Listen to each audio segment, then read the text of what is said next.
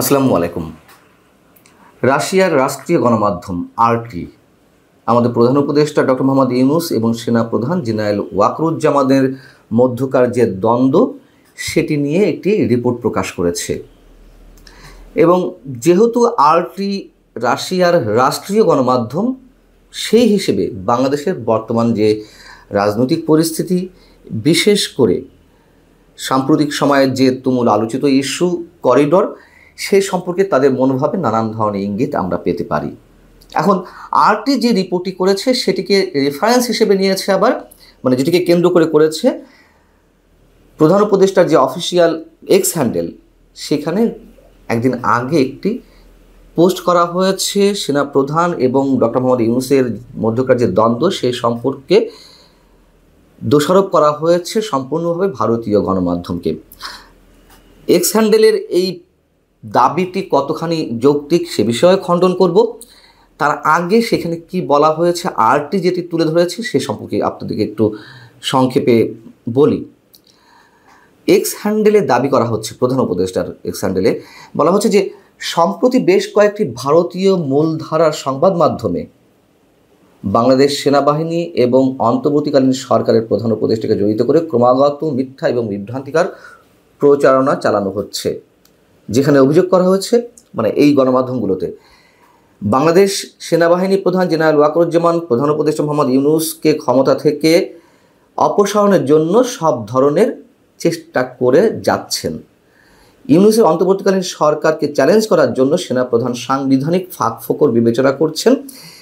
এসব রিপোর্ট এবং নিবন্ধে দাবি করা হয়েছে যে যদি ইউনূসের কাছ থেকে ক্ষমতা হস্তান্তর ব্যর্থ হয় তাহলে সেনাপ্রধান বাংলাদেশের রাজনীতিতে একটি নরম দখলের জন্য চাপ দিতে পারেন, যার ফলে রাষ্ট্রপতি মোহাম্মদ শাহাবুদ্দিনকে জরুরি অবস্থা ঘোষণা, অন্তর্বর্তীকালীন সরকার ভেঙে দেওয়া এবং নির্বাচন দ্রুত করার জন্য চাপ দেওয়া হতে পারে।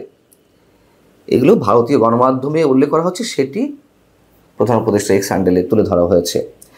এখন এইগুলোকে সামনে নিয়ে এসে আরটি যেটা বলছে রাশিয়ার গণমাধ্যম, যে ডক্টর মোহাম্মদ ইউনূস ভারতীয় গণমাধ্যমকে ভুল তথ্য ছড়ানোর অভিযোগে অভিযুক্ত করলেও তার এবং সেনাবাহিনীর মধ্যে যে ক্রমবর্ধমান বিভেদ, সেই সাথে দেশের রাজনৈতিক দলগুলোর মধ্যে ক্রমবর্ধমান বিভেদ সম্পর্কে নানান গুঞ্জন বাংলাদেশি গণমাধ্যম এবং আন্তর্জাতিক সংবাদ মাধ্যমগুলোতে প্রতিনিয়ত প্রকাশ হচ্ছে। আরটি কিন্তু তাদের মন্তব্যটি জানিয়ে দিল এবং প্রতিবেদনগুলো ইঙ্গিত দিচ্ছে যে নির্বাচন অনুষ্ঠান করতে বিলম্ব সৃষ্টি হলে অসন্তোষ বাড়বে। ডক্টর ইউনূস বারবার বলছেন যে 2026 সালের জুনের মধ্যে নির্বাচন হবে, কিন্তু সেগুলোতে কেউ আস্থা রাখতে পারছেন না। গত সপ্তাহে অন্তর্বর্তীকালীন প্রশাসনের মধ্যে তীব্র উত্তেজনা সৃষ্টি হয়। জেনারেল ওয়াকার ঢাকা সেনানিবাসে একটি উচ্চ পর্যায়ের সভাতে বলেছেন যে বাংলাদেশের রাজনৈতিক স্থিতিশীলতা প্রয়োজন, এটি কেবলমাত্র একটি নির্বাচিত সরকারের মাধ্যমে সম্ভব, কোনো অনির্বাচিত সরকারের কোনো সিদ্ধান্ত নেওয়া ঠিক না। এবং করিডোর ইস্যুতে যেটি তিনি মন্তব্য করেছেন সে বিষয়ে এখানে উল্লেখ করা হয়েছে যে কোনো অবস্থায় করিডোর নয় এবং বাংলাদেশের স্বাধীনতা সার্বভৌমত্বের ক্ষেত্রে সেনাবাহিনী কোনো ধরনের কোনো আপোষ করবে না। এই বিষয়গুলো আরটি তুলে ধরেছে। এখন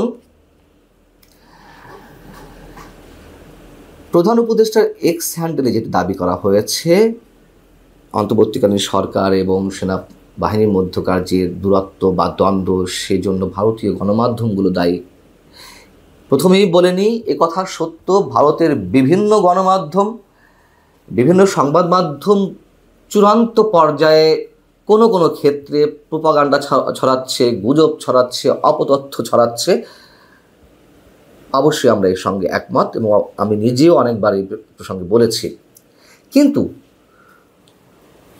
সরকারের দায়িত্বশীল পর্যায়ের ব্যক্তিরা সেনাবাহিনী সম্পর্কে ক্রমাগতভাবে যে বিদ্বেষ ছড়াচ্ছেন, আক্রমণাত্মক বক্তব্য দিচ্ছেন, সেগুলোকে মিথ্যা প্রশ্নে ওঠে না, সেগুলো সম্পর্কেও তো আমরা জানি। তাহলে এই যে একটা স্পর্শকাতর প্রতিষ্ঠান সেনাবাহিনী এবং সরকারের মধ্যকার যে দ্বন্দ্বের সৃষ্টি করা, তার জন্য কি শুধু ভারতীয় গণমাধ্যম দায়ী?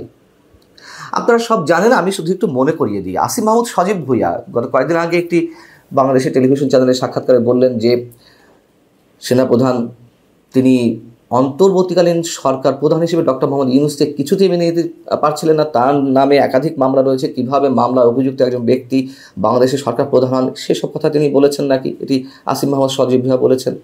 এবং সেই জায়গা থেকে তিনি যখন পারলেন না এটি আটকাতে, তখন বুকে পাথর বেঁধে বিষয়টি মেনে নেওয়ার চেষ্টা করেছেন এবং চেষ্টা করে যাচ্ছেন। এই যে সন্দেহের দানা তৈরি করা, সন্দেহের বীজ বপন করা, কারা করছে এটি? তারপর সেনাপ্রধান সম্পর্কে তো জাতীয় নাগরিক কমিটির নেতারা হাসনাত আবদুল্লাহ থেকে শুরু করে সাজিদ আলমরা যেই হুঙ্কার হুঁশিয়ারি দিয়ে আসছে সেগুলো আমরা জানি, নতুন করে বলার কোনো প্রয়োজন নেই। মাহফুজ আলম, তথ্য উপদেষ্টা মাহফুজ আলম এবং স্থানীয় সরকার বিষয়ক উপদেষ্টা আসিফ মাহমুদ ক্রমাগতভাবে তাদের ফেসবুক স্ট্যাটাসে যেভাবে মন্তব্য করছেন, উত্তরপাড়া উল্লেখ করে বিভিন্নভাবে সতর্ক করে দিচ্ছেন, সেগুলো আমরা জানি। যেদিন সেনাপ্রধান বক্তব্য দিলেন 21শে মে অফিসার্স অ্যাড্রেসে, সেই বিষয়েও সরকারের প্রধান উপদেষ্টা বিশেষ সহকারী ফয়েজ আহমেদ তৈয়ব তিনিও সেনাবাহিনীকে রাজনীতিতে নাক গলাতে আহ্বান জানালেন, এক ধরনের সতর্কতা জারি করলেন। সেনাবাহিনী রাজনীতিতে আসতে চায় না, সেনাপ্রধান স্পষ্টভাবে অনেকবার উল্লেখ করেছেন। কিন্তু অবশ্যই বাংলাদেশের বর্তমান পরিস্থিতিতে তাদের একটি বড় রোল প্লে করা হোক, এটি সবাই চায়। যাই হোক, নাসিরউদ্দিন পাটোয়ারী জাতীয় নাগরিক কমিটির অন্যতম নেতা, সম্ভবত সিনিয়র যুগ্ম আহ্বায়ক, তিনি তো গত বুধবারও একটি অনুষ্ঠানে বললেন, কি বললেন? ভয়ঙ্কর অবমাননাসূচক বক্তব্য। সেনাবাহিনী ক্যান্টনমেন্টেই থাকুক, আমরা সবাই চাই সেনাবাহিনী ক্যান্টনমেন্টেই থাকুক, কিন্তু বাংলাদেশের বিভিন্ন গণতান্ত্রিক পথে সেনাবাহিনী বাধা সৃষ্টি করছে। গত 15 বছরে ক্যান্টনমেন্টের রাস্তা প্রশস্ত হয়েছে, বড় বড় দালান উঠেছে, কিন্তু তাদের কাছে কোনো অস্ত্র দেখিনি। তাদের পেটগুলো অনেক বড় হয়েছে, বসে বসে থাকার কারণে তাদের পেটগুলো অনেক বড় হয়েছে, তাদেরকে কখনো মার্চ করতে দেখিনি। এই যে মন্তব্যগুলো, বিভেদ, দ্বন্দ্ব, সন্দেহ, সংশয় কারা সৃষ্টি করছে?